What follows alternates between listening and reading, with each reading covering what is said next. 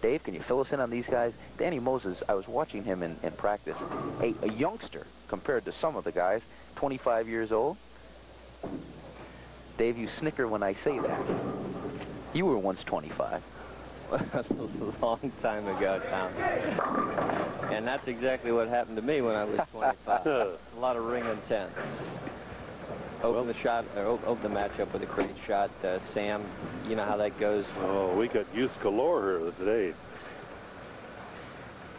Danny's 25, Greg Lothi's 21, Greg Carpenter's 21, and Father Tucky Perez is 28. Look out. Oh. Oh. Missed it by a mile. Nerves, do you think? Yeah, first time out. Almost has to be, Tom. You will not see people miss a 10-pin by that much, hardly ever, unless they stick. But he was especially fast, ran up to the line, just kind of wanting to get it over with. You're looking right now at Greg Carpenter, 21 years old, and I'll tell you what, all he's ever known is bowling, and he pays it off, too, because he has the city record of 865 games, 288, 298, 279. Kind of puts you in mind of Steve Cook on the PBA Tour, size-wise, and mixes them like him, too. So we have 2 10s at attention for both bowlers today, Moses and Carpenter. Let's take a look at it on the replay, and I'll show you why. Now, we're going to keep our eyes focused on the 6-pin, second one from the right-hand part of your screen. Now watch it go around the 10, right there, down and around 10-pin. So let's see if Carpenter has any better luck picking up the 10-pin than Moses did. Back to back. Do we have whammies here? Whammies on the lane and pin house. Well, you know, it's funny, Sam. I didn't, you know, I was watching him in warm-ups, and I did not see either one of them shoot a cross-lane shot. So it always makes sense to explore the area that you're going to be playing on, and one of my shots was always from left to right, just to see what the lanes were doing. I don't think they even tried one ball at the 10-pin, really, David. No. And, or Tom. And you just can't go out there and guess all the time and be correct on how to play it. Carpenter in the second frame. Well, he shows no signs of that open frame in the first. Picks up the strike. Through a ball like that, though, you can't leave any 10. Light mixer. Let's see if we can keep our eye on what does take out the 2-pin. The head pin, center of your screen, is going to go to the wall, come back out. Third one from the left-hand side, right there, going back, taking out the 4 and the 7. Sloppy, but effective. Dirty, but good, right? Right. Danny Moses is in a lot of trouble facing possibly his second open frame. And as Dave said, it probably is, although some people can handle it right off the bat, it probably is nerves right now. Yeah, and there's nothing wrong with that. I mean, it's very natural to be a little on the nervous side, but let's see if he can turn this thing around. Take 2 pins right here. Well, again, cross-lane shots, not knowing what the lanes are doing in the middle, and you have to cross those boards. You're not really sure how the ball's going to react. That's true, David. With the qualifier at LaRue yesterday, who you think's on top? Tucky Perez, 718. Charlie Lewis, 672. Bill Pollard, 668. Rick Pollard, 667. Who you think's tied with that, David? And Tom? Caroline Hoffman with 667. Possibility History of a lady. in the making. Moses, third frame. He's got it on track now. The big strike. Labeled. So after 2 open frames, Danny Moses finally puts an X up on the board.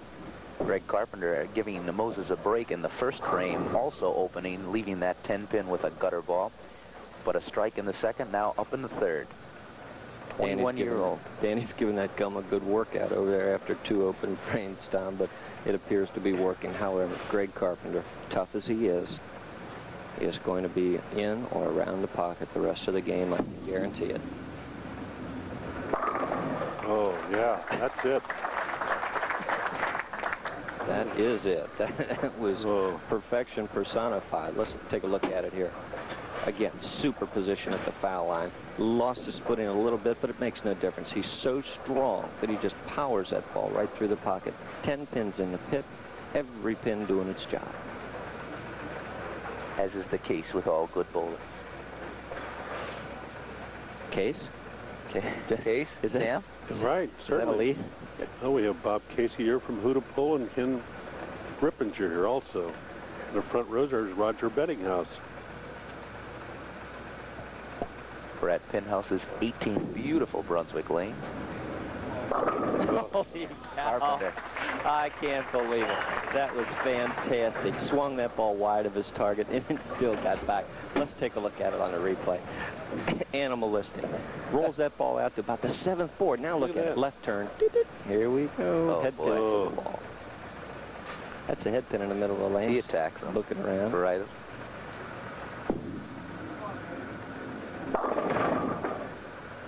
Just a touch high. Danny Moses having trouble putting them all down.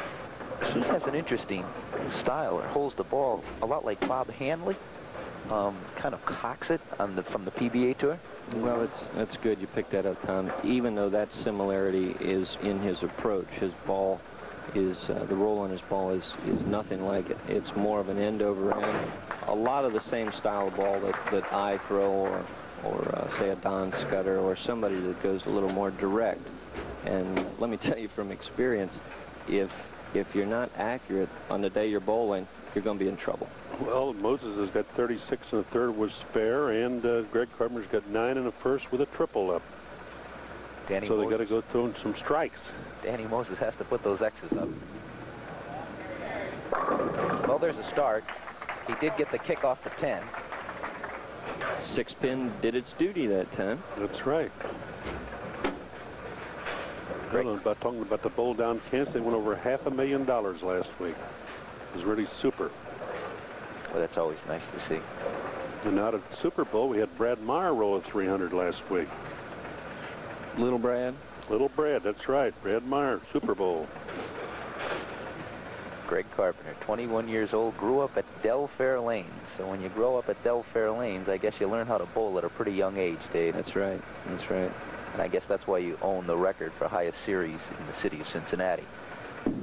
That's going to be a tough number to beat, too. Boy, You're starting to see why. 4 straight. You mentioned Super Bowl, Sam. I'd like to thank Tom Rowan out at Super Bowl. He, as I've been telling you, I've been off on arm surgery problems for a while. Well, he drilled me up some equipment, and I bowled yesterday for the first time in the qualifier this year. And I don't know. I may be back. Ooh. The 560 series didn't look too impressive, but the 620 felt pretty nice. You're rolling with a Up to 15 pounds pound now, ball? yeah. Well, Greg Carpenter also has an 825 this year, too, you know. That's 2 800s he's bowled. I was there for the second one, and he deserved it. Oh, look at that. Awesome. That is 5 straight for Mr. Carpenter. Let us not forget that he also has 9 300 games to his credit. Well, Dave, I'd say... You want to see why he's got 9 300s? Watch this ball. Ball rolls over right into the 1-3. No deflection. Not even an inch. 10 pins in the pit. Danny has to throw X's the rest of the way out to even be close. Well, there they are. 2 straight. 6th frame for Danny Moses.